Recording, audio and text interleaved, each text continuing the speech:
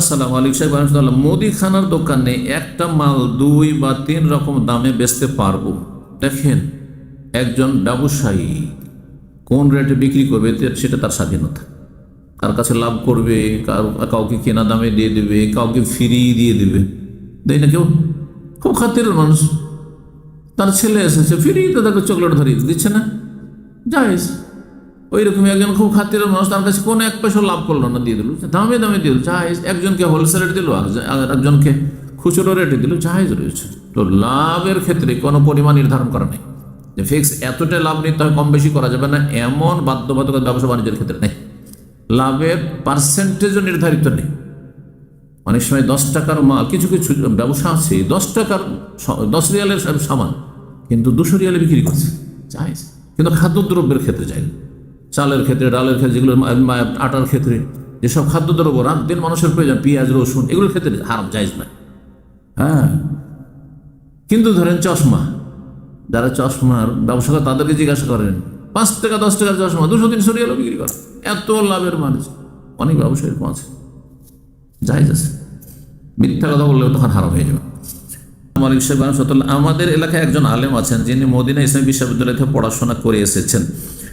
আমরা কয়েকজন মাঝে মধ্যে তার জুমার খুতবা শুনতে যাই, তবে লক্ষ্য করছি যে তিনি অনেক সময় মুসলিম শাসকদের সামগ্রিকভাবে মোনাফিক বলে অবহিত করেন। যে মোনাফিক বলি, অথবা ফাসিক বলি, অথবা বেদাতি বলি, অথবা নাস্তিক বলি, কথা বলছেন না, তাকফির করে, হ্যাঁ কাফের বলে। শুনে রাখেন, যদি সব শাসকগুলো মোনাফিক না হয় তাহলে ওই ব্যক্তি মোনাফিক। চতুর্থ সাবধান। তাহলে আমার কি বা এরকম ঝুঁকি নেওয়ার গরজ যে আমি মুসলিম শাসকদের মোনাফিক বলে, যদি তাদের মধ্যে ভালো মানুষও থেকে থাকে, কিছু মোনাফিক আছে বা নিফাকের চরিত্র কিছু আছে, সবার মধ্যে জরুরি নাই যে আছে, আমি বলে তার মধ্য থেকে কিছু এমন নাই পরায়ণ ভালো মানুষ আছেন, তাদের মধ্যে সততা আছে, তারা চায় ইসলাম মুসলিমদের জন্য কল্যাণ চায়, আর আমার কথা মিথ্যা হয়ে গেল, তখন এই মোনাফিক ট্যাগটা যে দিলাম তাকে, ওইটা আমার উপরে এসে লেগে গেল, আমি মোনাফিক হয়ে হাসরের মাঠে আল্লাহর সামনে হাজির হইলাম। এমন ঝুঁকি কেন নেবেন? এটা এই খারেজিদের চরিত্র, এইটা কুতুবীদের চরিত্র, এইটা হচ্ছে ওই জামাত ইসলাম ইখওয়ানীদের চরিত্র। শাসকদের সমালোচনা করলে দেশের মুসলিমরা বিদ্রোহ করবে, গৃহযুদ্ধ শুরু হবে, বাইরের দুশ্মনকে বাদ দিয়ে আপোষেই শত্রুতা মারামারি শুরু হয়ে যাবে, দেশে কখনো শান্তি থাকবে না। এটি বড় একটি ফিতনা। এই যে ইখওয়ানী জামাতিরা যে ফিতনা সৃষ্টি করে, এটা এদের মধ্যে খারেজিদের জঙ্গিদেরও গুণ রয়েছে, আর এখন রাফিদি শিয়াদের গুণ রয়েছে। শিয়াদের সাথেও মহাব্বত, আর এদের আচার আচরণ ওই খারেজিদের, দুই বেদাতিদের সংমিশ্রণে এই জামাতি ইখওয়ানীগুলি তৈরি হয়েছে, ককটেল সব তৈরি হয়েছে। কথা বুঝতে পেরেছেন? গোমরা পথভ্রষ্ট এরা। আপনি চিন্তা করেন, জনগণে যেমন পাপীরা আছে, তেমন শাসক গোষ্ঠীতে কি আছে? পাপ এবং পাপীরা আছে। এখন একজন সাধারণ মানুষ সম্পর্কে বলা যে অমুক ব্যক্তি খারাপ, এতে দেশে অত কলহ হবে না। ওই ব্যক্তি সম্পর্কে গীবত করলেন আপনি, যদি সংশোধন করার উদ্দেশ্য না থাকে তাকে সরাসরি না বলেন। কিন্তু শাসকদের বিরুদ্ধে জাতিকে সোচ্চার করে দিলেন, তাদের সমালোচনা করে বিদ্বেষ অন্তরে তৈরি করে দিলেন, শেষ পরিণাম কি হবে? ভিতরে আগুন জ্বলতে জ্বলতে হতে পারে কি হয়ে যাবে, বাস্ট হয়ে যাবে, আর দেশে অশান্তি শুরু হয়ে যাবে। দুশ্মনরা এসে দেশের উপর চেপে পড়বে, দেশ দখল করবে। এগুলি হচ্ছে দুশ্মনদের অস্ত্র, যে মুসলিম জাতিকে আপোষে লড়িয়ে দাও। খবরদার এই খারিজি জঙ্গিদের আর এই রাফেজি আর ইখওয়ানীদের পদাঙ্ক অনুসরণ করবেন না। বেদাতি মাদানি যে হচ্ছে বেদাতি মাদানি, এর মধ্যে খারিজি চরিত্র রয়েছে, বলবো মানে ফুল খারিজিরও পার্সেন্টেজ আছে, 10%, 20%, 30%, 50%, 70, 80, 90, 100%, বিভিন্ন স্তরের খারিজি রয়েছে। কথা বলছেন না? ওই রকমই রাফেজি শিয়াদের মহব্বতের ক্ষেত্রে বিভিন্ন স্তরের মানুষ রয়েছে, যারা তাদের সাথে সখ্যতা রাখেন। বলছেন তারপরে আরো, এছাড়া তিনি সৌদি আরবের শাসকদের সমালোচনা করেন। সৌদি আরব দুনিয়ার মধ্যে সবচেয়ে ভালো দেশ। সৌদি আরব শাসকরা সমস্ত মুসলিম বিশ্বের সমস্ত শাসকের সাথে তুলনা করলে এখনো অনেক অনেক ভালো। যদিও মানুষ মাত্রে ভুল আছে, ভুলের ঊর্ধ্বে কেউ নেই। ভুলের ঊর্ধ্বে এটা কোনো সাহাবা ইকরামদের যুগ না, খোলাফাদের যুগ নয়, কথা বোঝা গেছে না? কিন্তু মন্দের মধ্যে অনেক ভালো। সুতরাং তাদের বিরুদ্ধে যারা বলে তারা একেবারেই চরমপন্থী। যেমনটা বললাম যে তার মধ্যে খারিজি আর রাফেজিদের লক্ষণ রয়েছে। ইসলামের শত্রুদেরকে সুযোগ দিচ্ছে, ইসলাম এবং মুসলিমকে ধ্বংস করার জন্য, দুর্বল করার জন্য। এমতো অবস্থায় এমন আলেমের কাছ থেকে দিনই ইলম গ্রহণ করা কতটা নিরাপদ? জায়েজই নয়। ওর জুমার খুতবা শুনতে যাবেন, এটা জায়েজ নয়, কারণ ফিতনা এটি। হ্যাঁ, বিষোদ্গার করছে সেই ব্যক্তি, কোনখানে বিষ দিয়ে দিচ্ছে, কোনখানে মধু দিচ্ছে, কিছু বুঝতে পারবেন না। এ বিষয়ে আপনার দিক নির্দেশনা কামনা করে। দিক নির্দেশনা হচ্ছে এইরকম যারা লোক বিদ্বেষ প্রকাশ করে মুসলিম শাসকদের বিরুদ্ধে, তাদের মানহাজ হচ্ছে বেদাতি মানহাজ, এরা ফিতনা ফাসাদ সৃষ্টিকারী, এরা ইসলাহকারী নয়। জি, আমার স্বামী চাই না আমি তার মা এবং বিবাহিত বোনদের আদর আপ্যায়ন করি। আল্লাহ হিদায়াত করুন। তার মা আপনার শাশুড়ি, তার কাছের, আর ও চাইবে না কেন? এটা তো দিন সম্পর্কে হয় অজ্ঞতা, আর না হলে অবাধ্যতা। অজ্ঞতার কারণে এরকম কথা, এত বড় কাবিরা গুনার কথা, আর না হলে জানেন কিন্তু আপনি অগ্রাহ্য করছেন দিনের বিধিবিধান পালন করতেছে, জাহান্নামে যাওয়ার কাজ এটি। কেউ বলছে আমার আম্মার আপ্যায়ন করবে না, কাবিরা গুনাহ, জাহান্নামে যেতে হবে। আকশে লা ইয়াদখুলুল জান্নাতা, আক কোন নবী সাল্লাল্লাহু আলাইহি ওয়াসাল্লাম বলেছেন, মা বাবার অবাধ্য যে কষ্ট দিয়ে থাকে যে ছেলে মেয়ে, সে জান্নাতে যাবে না, কাবিরা গুনাহ, আল্লাহর অসন্তুষ্টি গুনাহ। তারপর দুনিয়ায় এর শাস্তি হয়, জাহান্নামের শাস্তি তো আছে, কিছু কিছু পাপ আছে, সেগুলির শাস্তি আল্লাহ নগদ নগদ দুনিয়াতে দিয়ে দেন। তার একটি হচ্ছে পিতামাতার সাথে দুর্ব্যবহার করা, কষ্ট দেওয়া, তারপরে আপনার তার হক নষ্ট করা ইত্যাদি, বা আত্মীয়দের সাথে সম্পর্ক ছিন্ন করা। আপনি আত্মীয়র সাথে সম্পর্ক ছিন্ন করে একসময় আপনাকে অন্য আত্মীয়রা কষ্ট দেবে, আপনি আপনার বাবা মাকে কষ্ট দেবেন, হক আদায় করবেন না, আপনার ছেলেমেয়েরা আপনাকে কষ্ট দেবে, আপনার হক আদায় করবেন না। কামাতা দিন অত দানো, যেমন কর্ম তেমন ফল। বলছেন যে নিষেধ করছে আমাকে, মানে স্ত্রীকে নিষেধ করেছে যে আমার আম্মার আপ্যায়ন করবেন, আমার বোনদের আপ্যায়ন করবেন না, কারণ তারা খুব জুলুম করে। যতই জুলুম করুক না কেন, বাপ মা জুলুম, মুশরিকের চাইতে বড় জালিম কে আছে? ইব্রাহিম আলাইহিস সালামের বাবা আজরের চাইতে বড় জালিম কে? ইন্না শিরকা লা যুলমুন আছে। হ্যাঁ, কাফেরের চাইতে জুলুম কি আছে? আপনার যদি নাস্তিকও হয়, অমুসলিম হয়, তবু তার সদাচরণের হক ফরজ। বলছেন মা বোনেরা সবসময় শুধু বড় ছেলেকে সহযোগিতা করে, তারা আসামের কাঠগড় হয়, তারাও জানা হয়ে যাবে। এরকম কাবিরা গুনাহ, অন্যায় কাজ, অবিচার করে, এক ছেলেকে বেশি দিল, আরেক ছেলেকে দিল না, এক ছেলেকে বঞ্চিত করলো, তাহলে গুনাহগার হবে। ছোট ছেলে অভাবে থাকলেও তার বাড়িতে ফ্রি খেতে চায়, না খাওয়ালে অভিশাপ দেয়, তাদের অভিশাপ লাগবে না, অতিরিক্ত যদি অভিশাপ দেয় তাহলে। কিন্তু কথা হচ্ছে যে মা বাবা যদি ফ্রি খেতে, যে কোনো ছেলের কাছে খেতে চায়, অভাবের কাছে খাচ্ছেন, যা আছে তাতে আপনি শেয়ার করেন, আপনি যা খাবেন, আপনার ছেলে মেয়ে যা খাবে, ওতে বাপ মাকে শরিক করবেন। অতিরিক্ত বাপ মাকে খাইয়ে দিতে হবে, আর আপনি অনাহারে, আপনার স্ত্রী ছেলে মেয়ে অনাহারে, এটা করবেন, সবাইকে নিয়ে খাবেন যা জুড়বে। ইচ্ছা করলে মার সম্পত্তি বিক্রি করে মা চলতে পারবে। জি হ্যাঁ, যদি সম্পত্তি থাকে তাহলে বিক্রি করে চলে, ভালো। জি, পরের মুখাপেক্ষী হওয়া এটা ভালো মানুষের চরিত্র নেই। আল্লাহ দিয়েছে নিজের সম্পদ থেকে খাবেন, এটা বেশি ভালো। অভাবী ছেলের কেন শরণাপন্ন হবেন? তাকে না খাওয়ালে গুনাহ হবে, বা আপ্যায়ন করলে স্বামীর অনুমতি নিতে হবে। দেখেন, আপ্যায়ন মানে আপনার বাড়িতে এসেছে, বা আপনার শাশুড়ি মা আপনার বাড়িতে এসেছে, হ্যাঁ, আপনার স্বামীর বোনেরা বাড়িতে এসছে, তাহলে খাওয়াইতে হবে, এটা ফরজ। কিন্তু আলাদা বাড়িতে থাকে আর তাদের সম্পদ আছে, মাঝে মধ্যে দিলেও চলবে। তাদের সম্পদ চলার মতো যদি থাকে মাঝে মধ্যে দিলেও চলবে। ও বড় হগন দিলেন, কিন্তু তাদের ভরণ পোষণ দিতে হবে, অথচ তাদের চলার মতো আছে, এটা ফরজ নাই। আসসালামু আলাইকুম। শেখ ওয়ালিকুম সালাম। হাদিসে যে চুল বেঁধে সালাত পড়তে নিষেধাজ্ঞা আছে, কাপড় জড়ো করে বা গুটিয়ে নিয়ে সালাত পড়তে নিষেধ করা হয়েছে, এখানে কি নারীদেরকেও চুল বাঁধতে নিষেধ করা হয়েছে?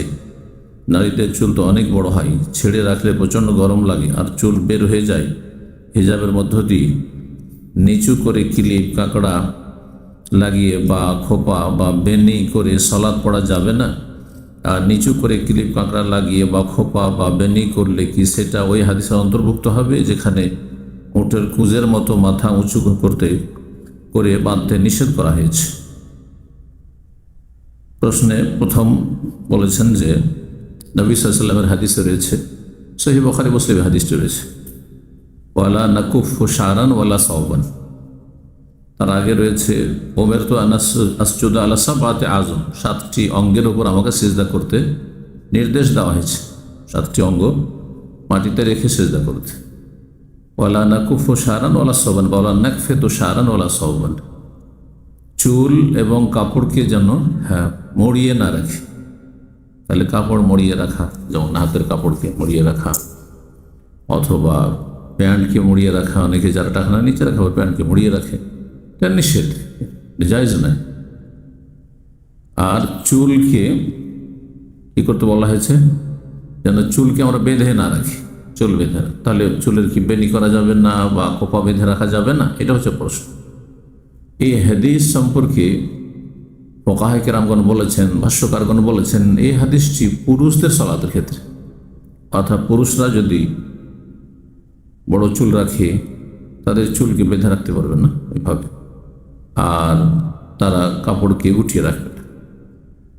কিন্তু মহিলাদের যেহেতু অনেক বড় চুল থাকে, আর চুলের খোপা বাঁধা অবস্থায়, বেনি করা অবস্থায় চুলের জড়গুলিতে ফরজ গোসলের ক্ষেত্রে যদি পানি পৌঁছে দেয়, তা যথেষ্ট হাদিস রয়েছে। যখন ফরজ গোসলের ক্ষেত্রে ছাড় রয়েছে, সালাতের অবস্থায় চুলকে তোমরা বা আমরা বেঁধে রাখবো না বা গুটিয়ে রাখবো না, এর অন্তর্ভুক্ত মহিলারা না, পুরুষরা শুধু, মানে পুরুষদের ক্ষেত্রে নিষেধাজ্ঞা। মহিলারা তাহলে সালাত অবস্থায় চুল বেনি করে রাখতে পারবে, খোপা বেঁধে রাখতে পারবে, মুড়িয়ে রাখতে পারবে, কোনো অসুবিধা নেই। দ্বিতীয় অংশের শেষ দিকে যেটা জিজ্ঞাসা করা হয়েছে সেটা হচ্ছে যে যদি মাথায় কেউ খোপা করে রাখে আর সেটা উঁচা মনে হয়, তো সেটা ওই হাদিসের অন্তর্ভুক্ত যে উটের কুজের মতো এক শ্রেণীর মহিলারা মাথার খোপাকে উঁচু করে রাখবে, আর মমিলাতুন মায়েলাতুন তারা নিজেরা আকৃষ্ট হবে, অন্যদেরকে পুরুষদেরকে আকৃষ্ট করে ফিতনায় ফেলবে, নিজেরা ফিতনায় পড়বে। লায়াদখুলুনা জান্নাতে যাবে না ওইসব মহিলারা, কারণ তারা জেনার রাস্তা প্রশস্ত করছে, অশ্লীলতার রাস্তা প্রশস্ত করছে, জান্নাতের সুগন্ধি পাবেন, ওয়ালাইদনা রিহাহা, সহিহ মুসলিমের হাদিস। এর অন্তর্ভুক্ত হবে না, বাড়িতে এটা করবে। আর সালাত পড়ে মানুষ বাড়িতে, কিন্তু বাইরে ঘোরাফেরা করছে, হালকা পাতলা ওড়না আর খুব বেশি উঁচু করে খোপা বেঁধে রেখেছে, যেটা একেবারে কুঁজের মতো চুনার মতো উঁচা হয়ে আছে, সেটা একটা আকর্ষণীয় বিষয়, পুরুষদের জন্য ফিতনার কারণ। তো রাস্তাঘাটে জায়েজ নয়, বাইরে জায়েজ নয় বেগানা পুরুষদের সামনে, কিন্তু ঘরে যদি হয় কোনো অসুবিধা নেই, ঘরে উঁচা করেও যদি খোপা বেঁধে রাখে জায়েজ রয়েছে। আল্লাহু আকবার। আসসালামু আলাইকুম শাইখ। ওয়ালাইকুম সালাম ওয়া রাহমাতুল্লাহ। বাংলাদেশ থেকে বলছি, আজ থেকে 3 বা 4 বছর আগে আমি আল্লাহর কসম করেছিলাম। কি কসম? আমি প্রতিদিন সূরা ইয়াসিন পড়ব। মাশাআল্লাহ, প্রতিদিন সূরা ইয়াসিন পড়ব। কঠিন কসম আছে, নিজের জন্য বিপদ ডেকে নিচ্ছেন। এত বছর মধ্যে আমার 3 দিন সূরা ইয়াসিন পড়া মিস হয়েছে, তাহলে যথেষ্ট পরিশ্রম করতে হয়েছে এই কসম করার কারণে।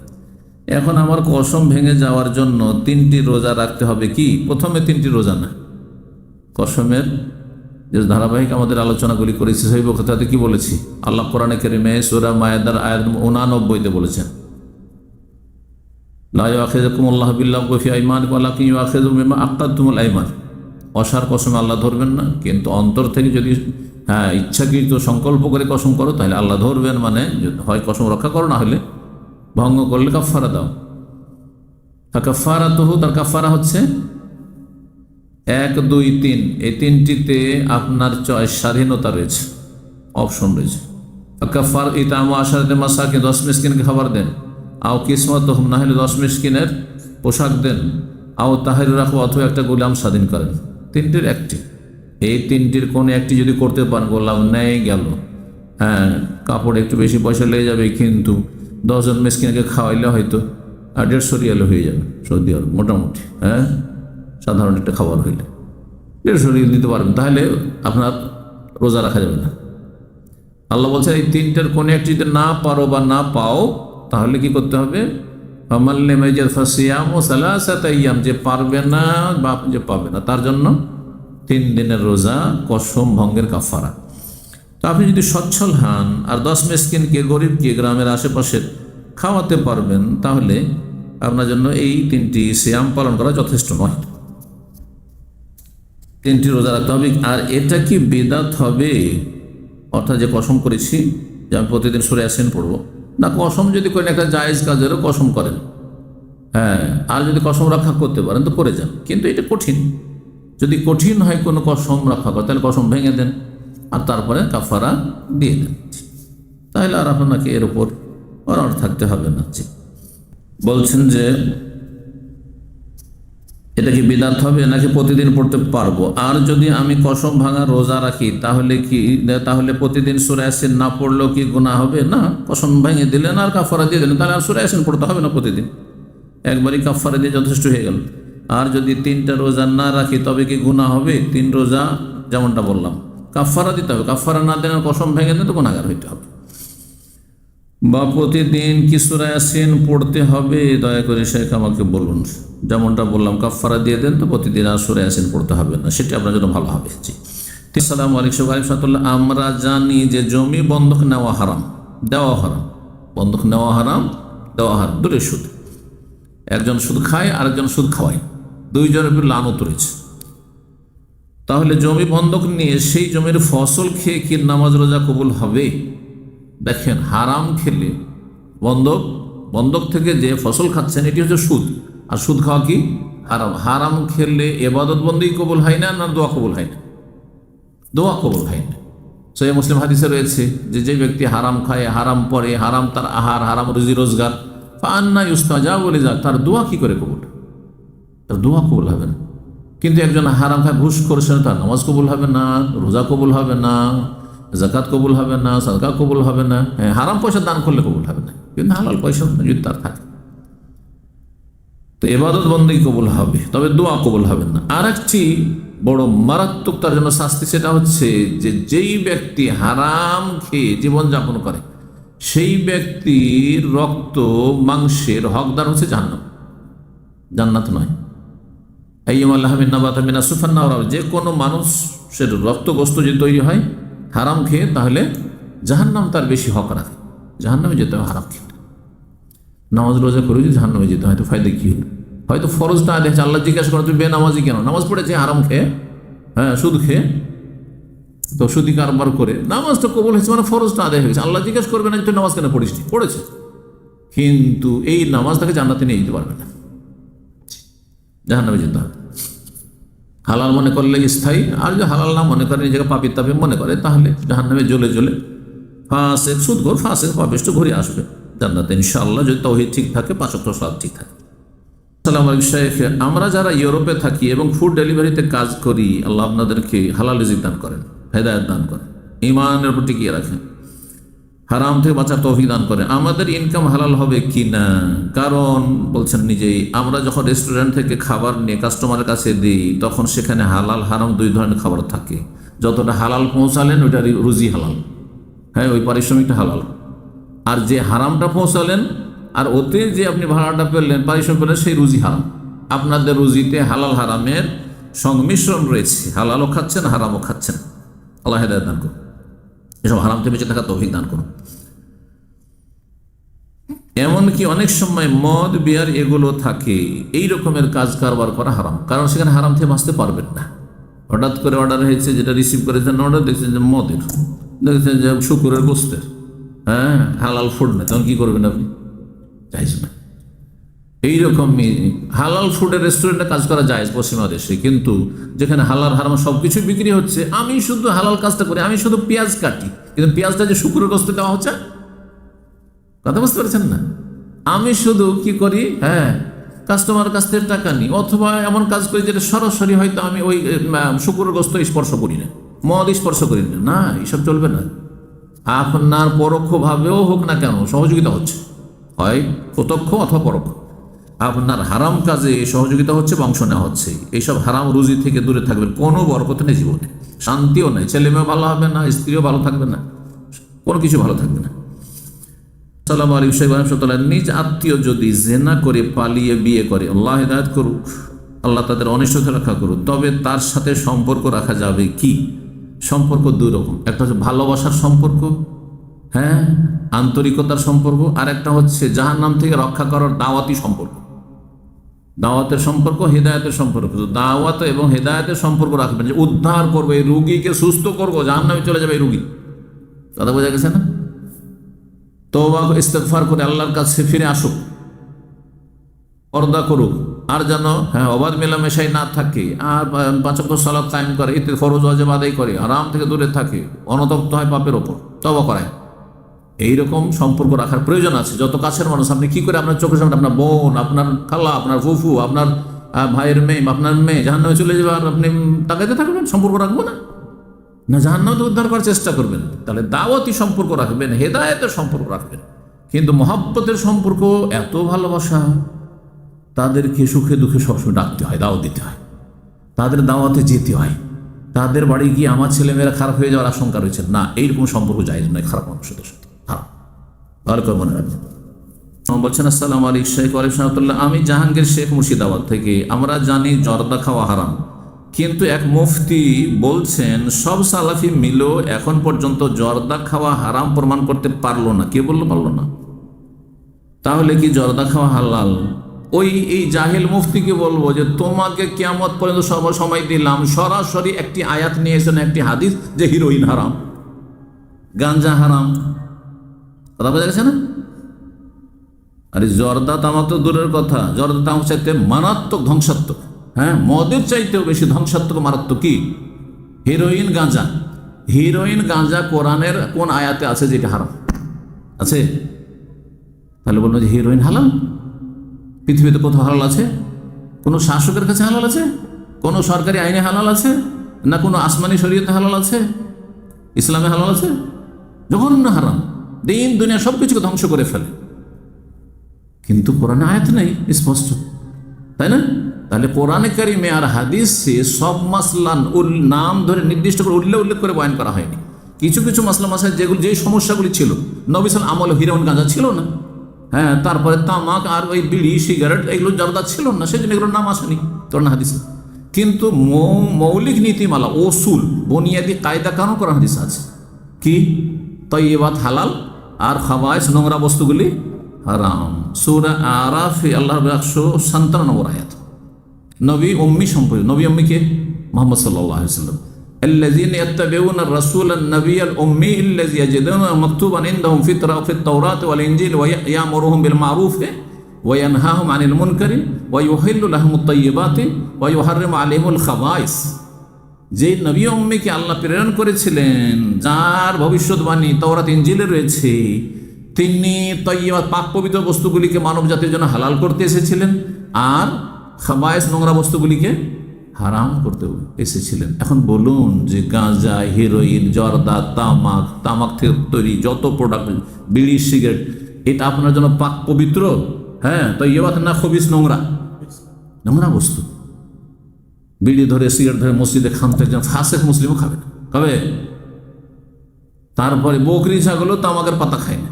তামাকের চাষ আমি দেখেছি ইন্ডিয়াতে, কিছু কিছু জায়গায় সময় চাষ হইতো, আর যেসব দেশে খুব বেশি চাষ হয়। বকরি ছাগলও খায় না। বকরি ছাগলকে এতটা আল্লাহ সেন্স দিয়েছে যে এত নোংরা বস্তু খাওয়া যাবে না, খুবই বস্তু খাওয়া যাবে না। কিন্তু বকরি ছাগল চাইতে অদম হচ্ছে এই মোল্লাগুলি, যারা জর্দাখোর মোল্লা। কথা বুঝতে পেরেছেন? আল্লাহ হিদায়াত দান করুন। সুতরাং দলিল পেলেন তো যে খাবায়েস হারাম আর জর্দা হচ্ছে খবিস। জর্দা হচ্ছে খবিস। আচ্ছা, ভাতের প্লেট নিয়ে মসজিদে খেতে পারবেন? রুটি খেতে পারবেন? পারবেন না? পারবেন না? হালুয়া মিষ্টি খেতে পারবেন, সব পারবেন, কিন্তু আপনি বিড়ি সিগারেট খেতে পারবেন? পারবেন না। তাহলে বোঝা হলো খবিস। এক শ্রেণীর লোক বিড়িখোর, যাদের দেখতাম বাথরুম গেলে একটা বিড়ি ধরিয়ে বাথরুমে যেত। ছোটকালে শুনতাম যে এই বিড়ি ধরিয়ে কোনো বাথরুমে যায়, তো শুনতাম মাদ্রাসার ছাত্র যখন ছিলাম, বলছি এদের নাকি কষ্ট কাঠিন্য, পেট খোলাসাই হবে না যদি বিড়ি না খাইত। মানে পায়খানা করার অবস্থায় না, আজ্জাকুমুল্লাহ, আল্লাহ আপনাদের সম্মানিত রাখুন, এই নোংরামি থেকে বাঁচিয়ে রাখুন, যে আপনার বাথরুম করা অবস্থায় নাকি বিড়ি না টানলে, সিগারেট না টানলে এদের বাথরুম খোলাসা হয় না, পেট খোলাসা হয়। কত নোংরা বস্তু, তাহলে যে নোংরা জায়গায় নোংরা বস্তু খায়। তো নিঃসন্দেহে হারাম, তা বুঝতে পারলাম, কোরআনের দলিল আছে। তাহলে আচ্ছা, যদি এই বেদাতি, এই মোল্লা, এই যে মুফতি একে বলেন, কোরআনে কুকুর হারামের কথা কোথায় আছে? সুর হারাম আছে। বিড়াল হারাম কোথায় আছে? আছে? বিড়াল খাবে? কুকুর হারাম কোরআনে আছে? কিন্তু মৌলিক নীতিমালা আছে, মৌলিক নীতিমালা কোরআন হাদিসে আছে, সেই নীতিমালার আন্ডারে এগুলো হারাম হচ্ছে। 10 নম্বর সর্বশেষ প্রশ্ন বলছেন, আসসালামু আলাইকুম। আমি আমার বিয়েতে 5 লক্ষ টাকা মোহরানা তুলেছিলাম, মানে ধার্য করেছিলাম, কিন্তু আমি সেটা এখন দিতে পারতেছি না। এই ক্ষেত্রে আমি আমার স্ত্রীকে মৌখিকভাবে বলেছি তোমাকে আমি 50,000 টাকা দেবো। এটা আবার কেমন কথা হলো? আপনার কাছ থেকে আমি 10,000 রিয়াল ধার নেবো, আর দেওয়ার পরে দেখছি দিতে পারছি না, ভাই আপনাকে আমি 1,000 রিয়াল দেবো, চলবে না মাপ চাইতে হবে? ভাই কোনো মতে পারছি না, এখন ক্ষমা করেন বা ছাড় দেন, ছেড়ে দিয়েন না, ছাড় দেন, কিস্তি থেকে 500 করে দিচ্ছি, আর নাহলে এখন দিলাম 2,000 3,000, 1 বছর 2 বছর পরে যখন আল্লাহ আমাকে সচ্ছল অভাবমুক্ত করবে তখন আমি দেবো, কিন্তু দিতে হবে যতদিন বেঁচে আছি। বাঁচার আগে এখানে বলতে পারেন যে ভাই শরীরটা অসুস্থ, বাঁচবো কি বাঁচবো না, আর দিতে পারলাম না, আপনি আল্লাহর রাস্তায় মাফ করে, ঠিক না? এমনটা করতে আপনার স্ত্রীকে যে আমি দিয়ে যাচ্ছি সারা জীবন অল্প করে দিয়ে যাচ্ছি, দিতে পারলাম না। স্ত্রীকে বলে রাখেন যে যদি মারা যায় আমি আর তোমার আমি মহারানা দিতে পারলাম না, তাহলে আমাকে ক্ষমা করে দিতে, না হইলে আমাকে জানানো যেত।